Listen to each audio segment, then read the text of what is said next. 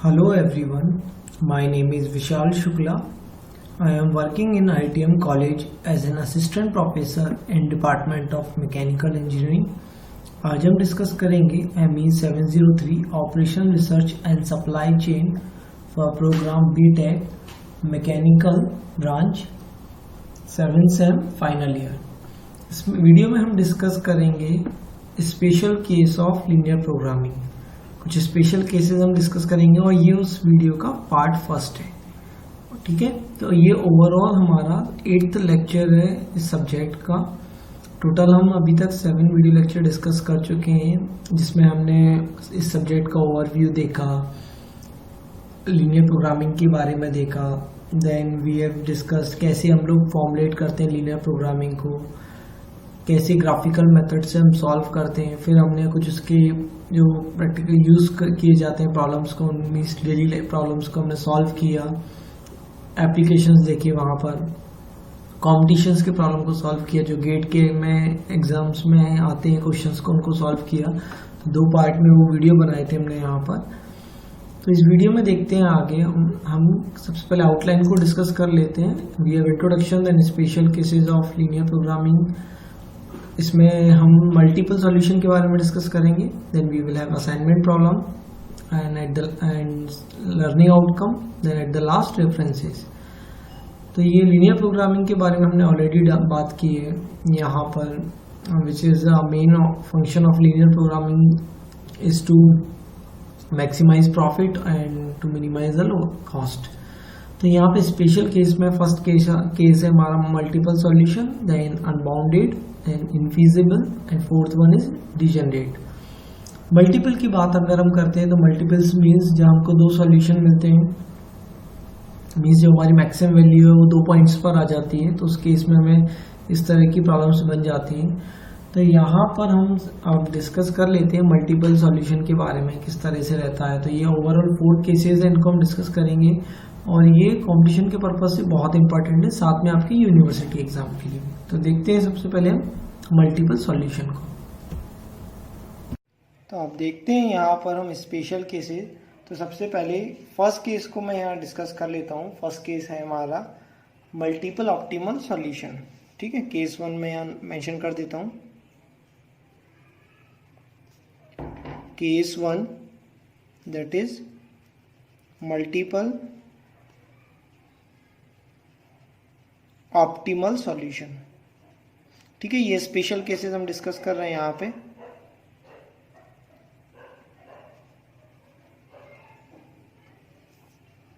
देखते हैं इसको, इसमें हम समझते हैं क्योंकि ये प्रॉब्लम यहाँ पर ये केसेस हमारे लिए आगे भी यूज रहते हैं, किसी भी कंपटीशन एग्जाम के लिए या यूनिवर्सिटी एग्जाम के लिए पूछे जा सकते हैं। स्पेशल केसेस के टर्म में क्वेश्चन आपसे पूछा जा सकता है यहाँ पे।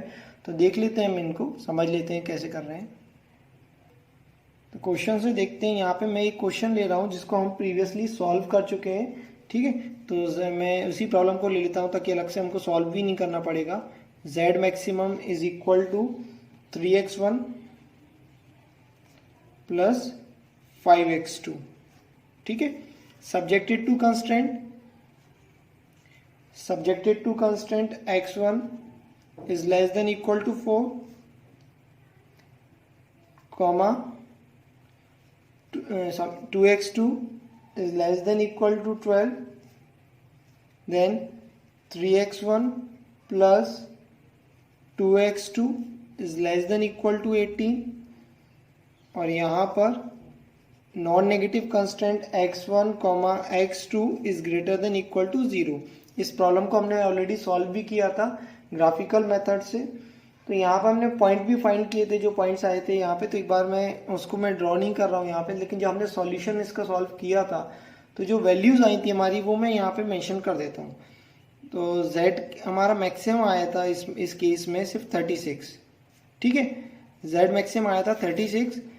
किन वैल्यूज के लिए आया था z 36, वो सबसे पहले यहाँ पे हम फाइंड कर लेते हैं। z 36 जो हमें मिला था, तो मैं एक काम करता हूँ यहाँ पे वो पॉइंट मेंशन कर देता हूँ, क्योंकि पॉइंट हमारे लिए बहुत इंपॉर्टेंट है। किस किस पॉइंट के लिए हमने वैल्यूज का फाइंड की थी। z मैक्सिमम आया था हमारा 36 एट 2,6। ठीक है, 2,6 के लिए हमारा आया था यहाँ पे, तो मैं लिख देता हूँ यहाँ एट 2,6। और जो रिमेनिंग पॉइंट थे तो ये मैं मेंशन कर देता हूँ यहाँ पर। ए पॉइंट था हमारा सबसे पहले 0,0, देन बी पॉइंट था हमारा, बी के कोऑर्डिनेट थे यहाँ पर 4,0, सी के कोऑर्डिनेट हमने फाइंड किए थे 4,3, डी के कोऑर्डिनेट हमने फाइंड किया था 2,6, ई का कोऑर्डिनेट ऑलरेडी हम गिवन था वहाँ पे 0,6। ठीक है, तो अब ये जो आप देख रहे हैं वैल्यूज हमें मैक्सिमम z मिला है वो 36 मिला है यहाँ पर। ठीक है, तो इसको हम बोलेंगे यूनिक ऑप्टिमल सॉल्यूशन। ठीक है, तो मैं यहाँ लिख रहा हूँ एट, या यही मेंशन कर देता हूँ मैं अलग से एक स्पेशल, ये आपका केस है यूनिक का, तो यहाँ पे मैं मेंशन कर देता हूँ it is unique optimal solution. ठीक है, यूनिक ऑप्टिमल सॉल्यूशन में यहाँ पे क्यों बोल रहा हूँ, क्योंकि जो हमको मैक्सिमम वैल्यू मिली है वो सिर्फ सिंगल हमारी आ रही है 36 आप देख रहे हैं, और कहीं आपको नहीं मिल रहा है, सिंगल मिल रहा है। अब मैं क्या कर रहा हूँ, सेम कंस्ट्रेंट के संग एक और क्वेश्चन ले रहा हूँ। ठीक है, सेम कंस्ट्रेंट के संग, क्योंकि जब हम सेम कंस्ट्रेंट के संग लेंगे तो ग्राफ हमारा वही बनेगा, यही पॉइंट आएंगे। तो क्वेश्चन में ले रहा हूँ यहाँ पे, ये इसका फर्स्ट केस था और ये इसका मीन्स फर्स्ट पार्ट था हमारा। सेकेंड पार्ट में मैं क्या कर रहा हूँ, अब इक्वेशन मीन्स हमारा z मैक्सिमम चेंज कर रहा हूँ, z की वैल्यू ले रहा हूँ मैं यहाँ पे 6x1 प्लस 4x2। ठीक है, अब यहाँ पर इस इक्वेशन में ये जितने भी पॉइंट्स हैं, इन पॉइंट्स की वैल्यू को हम पुट करेंगे। तो सबसे पहले हम ZA के लिए फाइंड कर लेते हैं, ZA के लिए कितना आ गया 0, ZB के लिए हम फाइंड कर लेते हैं, कितना आ जाएगा 24। ठीक है, ZC के लिए फाइंड कर लेते हैं हम, मीन्स हम ये कोऑर्डिनेट्स पुट कर रहे हैं यहाँ पे, ZC की वैल्यू हम जब पुट करेंगे तो 24 और प्लस 12 36। ZD के लिए हम फाइंड कर लेते हैं 6 इंटू 2 12 प्लस 6 इंटू 4 24, तो ये आ जाएगा 36। और हम लास्ट ZE के लिए निकाल लेंगे, ये आ जाएगा हमारा 6 इंटू 4 दैट इज 24। तो यहाँ पर हम मैक्सिमम के लिए फाइंड कर रहे हैं, तो Z जो हमारा मैक्सिमम आया है वो आया है at point C and at point D। तो यहाँ पे हम लिखेंगे Z max equal to 36 at point C point, C point के लिए आया 4,3 एंड 2,3। ठीक है, तो यहाँ पर हम क्या लिखेंगे, ये दोनों जो पॉइंट है हमारे वो क्या है, ऑप्टिमल पॉइंट है। तो हम लिखेंगे at point 4,3 and 2,3 are optimal point, optimal point. ठीक है, तो यहाँ पर हम इसको बोल सकते हैं, जो हमें ये आंसर क्या मिला है यहाँ पे मैं मेंशन कर देता हूँ। तो यहाँ पर हमको मिला है multiple optimal, multiple optimal, optimal और अल्टरनेट ऑप्टिमल। अल्टरनेट क्यों बोल रहे हैं, क्योंकि हमारे पास दो चॉइस है यहाँ पे सिलेक्ट करने के लिए। ठीक है, तो ये हमने क्या किया, यहाँ पे सॉल्व करके देखा, इसको सॉल्व किया और हमने वैल्यू फाइंड कर ली। लेकिन मान लीजिए अगर हम सॉल्व नहीं करें, मान लीजिए एग्जाम में क्वेश्चन आता है आपके गेट में, कंपटीशन के टर्म में बात कर लेते हैं, तो एक इंपॉर्टेंट नोट पॉइंट मैं यहाँ पर आपको समझा देता हूँ किस तरह से हम बिना सॉल्व करे फाइंड कर सकते हैं। ठीक है, तो एक इंपॉर्टेंट नोट पॉइंट हम यहाँ लिख लेते हैं, ये नोट पॉइंट हम लिखेंगे यहाँ पे, when slope of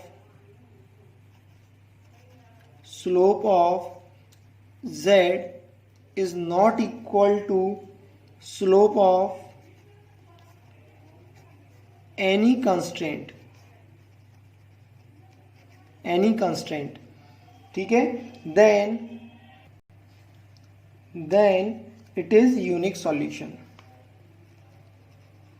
then it is unique solution। ठीक है, तो मैं यहाँ पर आपको बता देता हूँ कि स्लोप हम कैसे निकालते हैं। स्लोप का फॉर्मूला क्या होता है वो मैं यहाँ मेंशन कर देता हूँ। स्लोप होता है हमारा slope of any equation, slope is equal to minus A upon B.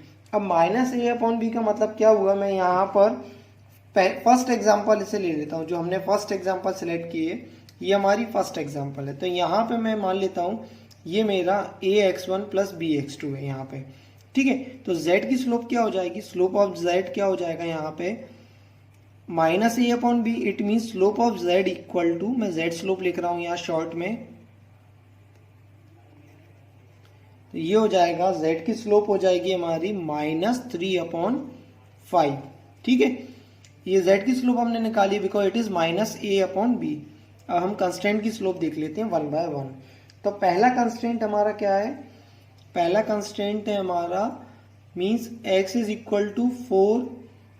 ठीक है, तो यहाँ पर सिर्फ आपको क्या दिया है x2 मीन्स, अगर हम बात करते हैं यहाँ पर तो आपका x2 क्या है 0, तो स्लोप क्या आ जाएगी फर्स्ट कंस्टेंट की, तो हम लिख रहे हैं यहाँ पे स्लोप ऑफ फर्स्ट कंस्टेंट। ठीक है, मैं फर्स्ट कंस्टेंट के लिए लिख रहा हूं तो क्या हो जाएगा इन्फिनिटी, बिकॉज b क्या है आपका 0 है यहाँ पे। Slope of second constant, second constant की अगर हम बात करेंगे यहाँ पे तो सेकंड कंस्टेंट क्या होता है again minus A upon B. अब यहाँ पर a क्या है आपका, इसमें a 0 है, a 0 है आपका, तो 0 अपॉन आप किसी से भी करते हैं तो क्या हो जाएगा यहाँ पे 0 आंसर आ जाएगा। थर्ड कंस्टेंट की स्लोप, ठीक है, थर्ड कंस्टेंट के लिए हम देख लेते हैं यहाँ पर। थर्ड इक्वेशन हमारा क्या है यहाँ पे 3x1 प्लस 2x2। तो x1 की वैल्यू देखिए यहाँ पे सिर्फ ये आपका x1 1 के टर्म में था यहाँ पर, और आपका x2 0 था। तो आप किसी को ऑब्जेक्ट मीन्स कोई भी नंबर को आप 0 से डिवाइड करते हैं तो आपको इन्फिनिटी मिलता है यहाँ पर। यहाँ पर ये कितना है आपका, ये 2 है, b की वैल्यू 2 है और a की वैल्यू 0 है, तो 0/2 कितना आ गया 0 आ गया। थर्ड कंस्टेंट में -a अपॉन बी मीन्स -3/2, -3/2। तो आप देख रहे हैं यहाँ पर किसी भी कंस्टेंट की स्लोप z के इक्वल नहीं है, it means it is unique solution, और ये हमने ऑलरेडी यहाँ पे फाइंड किया था। अब मान लीजिए सिंपल क्वेश्चन में सिर्फ ये आ जाता है you have to find whether it is unique multiple, तो हम इस तरह से नोट पॉइंट से फाइंड कर लेते हैं इजीली। ठीक है, अब हम आ जाते हैं आगे। ये तो हमने समझ लिया यहाँ पे। तो इस क्वेश्चन में हमने देखा in this question the slope of z is not equal to any constraint, so we have unique solution. अगर हम सेकंड क्वेश्चन की बात करें, ठीक है, तो ये तो फर्स्ट क्वेश्चन के लिए हो गया, तो यहाँ पे हम लिख देंगे, मैं फर्स्ट क्वेश्चन के लिए मेंशन कर रहा हूं slope of z is not equal to slope of any constant, any constant. तो हमें क्या मिला यूनिक सॉल्यूशन। तो ये मैं मेंशन कर देता हूं, ये क्या कौन सा सॉल्यूशन हो गया हमारा यहाँ पर, ये यूनिक सॉल्यूशन हो गया। हमने ऑलरेडी फाइंड किया भी है ऊपर कि ये हमारा यूनिक सॉल्यूशन है, तो यहाँ पर हम मेंशन भी कर देते हैं इसको that it is unique solution. ठीक है, ताकि कंफ्यूजन नहीं होगा, यूनिक सॉल्यूशन। ठीक है, अब आ जाते हैं हम इसमें सेकंड इक्वेशन में कि सेकंड इक्वेशन में हम इसको किस तरह से करेंगे। तो सेकंड क्वेश्चन के लिए हम आ जाते हैं। सेकंड क्वेश्चन में स्लोप की हम बात कर लेते हैं, स्लोप ऑफ z। तो क्या हो गई है, स्लोप ऑफ z क्या हो जाएगा -a अपॉन बी मीन्स -6/4। तो इसको हम लिख सकते हैं -3/2। ठीक है, तो -3/2 यहाँ पे लिखा। अब आप देख रहे हैं हमारी कंस्टेंट तो ऑलरेडी सेम ही है सेकेंड इक्वेशन के लिए, तो अब मैं यहाँ पे क्या लिखूंगा, slope of z is equal to -3/2 that is equal to slope of constraint third. हम ऑलरेडी फाइंड कर चुके हैं यहाँ पे, और कंस्ट्रेंट हमारे सेकंड इक्वेशन के लिए मैंने आपसे क्या बोला था, जो मैं सेकंड इक्वेशन मैंने यहाँ ली थी उसके कंस्ट्रेंट यही लिए थे मैंने। तो क्या लिख रहा हूँ, equal to slope of constraint third या थर्ड कंस्ट्रेंट। ठीक है, तो यहां से हमें पता चलेगा वी हैव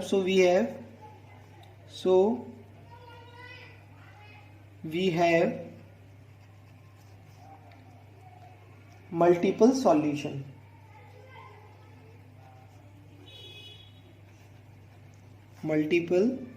सॉल्यूशन। ठीक है, ये हमने पॉइंट लिखा। अब एक इंपॉर्टेंट पॉइंट है यहाँ पे, जब भी when the slope of z is equal to slope of any constraint, then there will be a multiple or may not be। ये हमको समझना पड़ेगा यहाँ पे।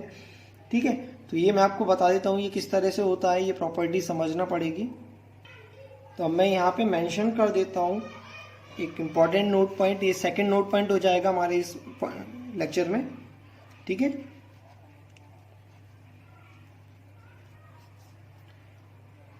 when स्लोप को हम m से डिनोट करते हैं, slope of z is equal to slope of any constant. ठीक है, is equal to slope of any constant,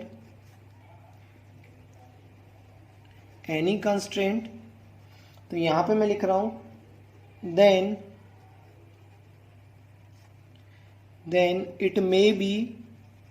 it may or may not be multiple solution।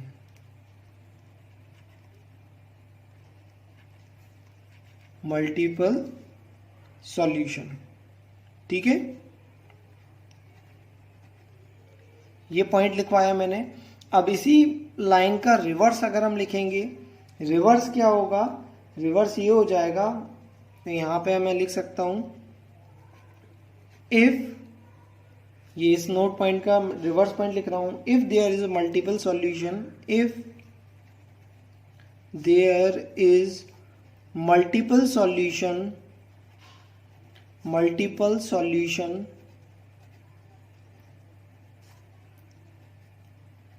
then slope is equal।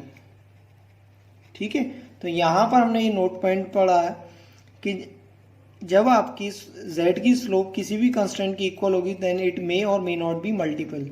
ठीक है, ये इस case में valid में हो भी सकता है, नहीं भी हो सकता, लेकिन अगर मल्टीपल सॉल्यूशन है तो स्लोप तो फिर इक्वल होगी z की किसी भी एक कंस्टेंट से।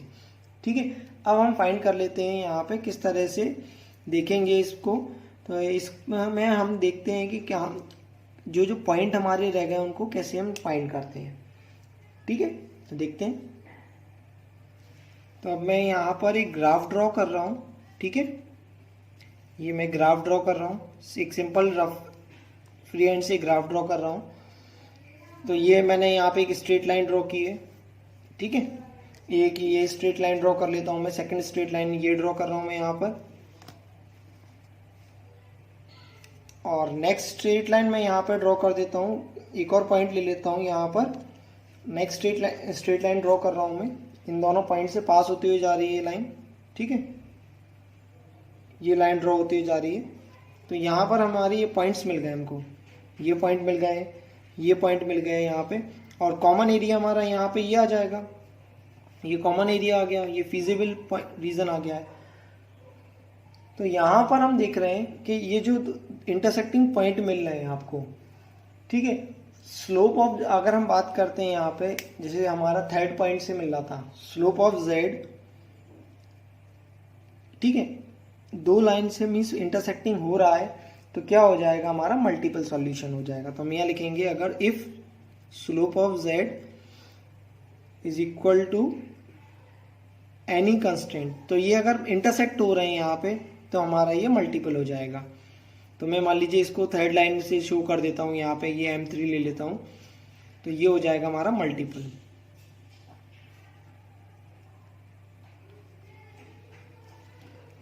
ठीक है, अब मैं यहाँ पे थर्ड लाइन से की बारे में बात कर रहा था। ठीक है, थर्ड लाइन के बारे में बात कर रहा था यहाँ पे, तो ये मैच कर रहा है आपका यहाँ पर, इसलिए मैंने इसको मल्टीपल बोला है। तो मैं यहाँ पे थर्ड लाइन भी शो कर देता हूँ। तो ये मान लीजिए हमारी थर्ड लाइन है। ठीक है, ये थर्ड लाइन है हमारी। अब हम देख रहे हैं थर्ड लाइन यहाँ पर इस फिजिबल रीजन को टच करते हुए जा रही है हमारी। ठीक है, तो ये अगर टच करते हुए जा रही है तो फिर ये मल्टीपल हो गया है, और अगर स्लोप हमारा Z3 से मैच कर रहा है तो ये मल्टीपल है।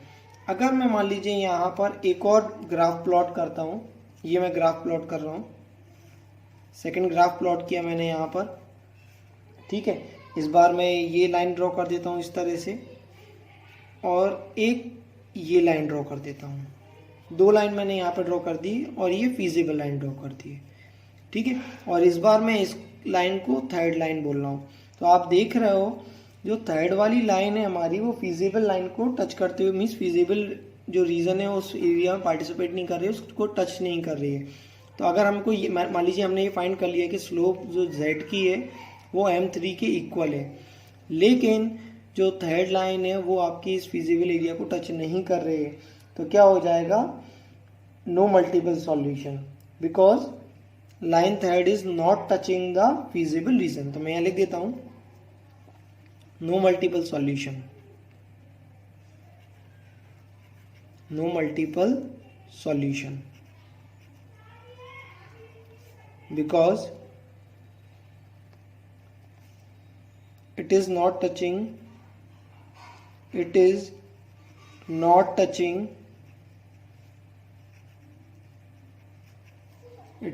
touching feasible reason।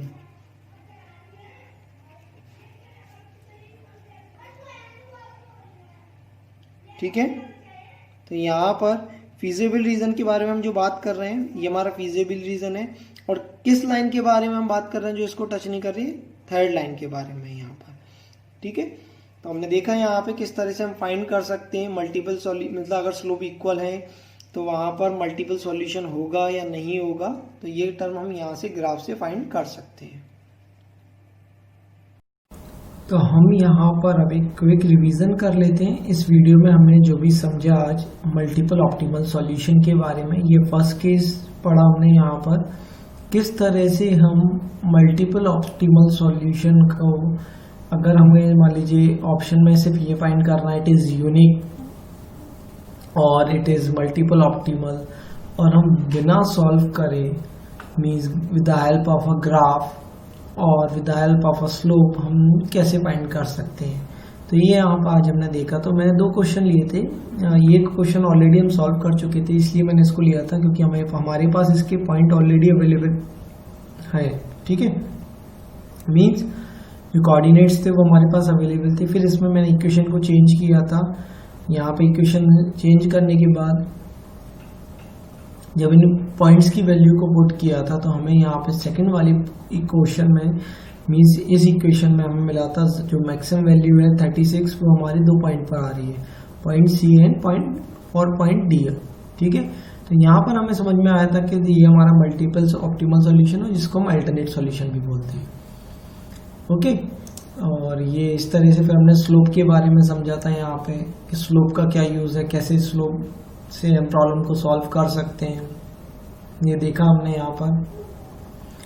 तो यहाँ पर हम आ जाते हैं ग्राफ के ऊपर। जैसे एक इम्पॉर्टेंट नोट पॉइंट है, अगर z की स्लोप किसी भी कंस्ट्रेंट के स्लोप के इक्वल है तो ये जरूरी नहीं है कि वो मल्टीपल सॉल्यूशन हो, लेकिन अगर मल्टीपल सॉल्यूशन है तो स्लोप तो इक्वल होगी, ये कंफर्म है।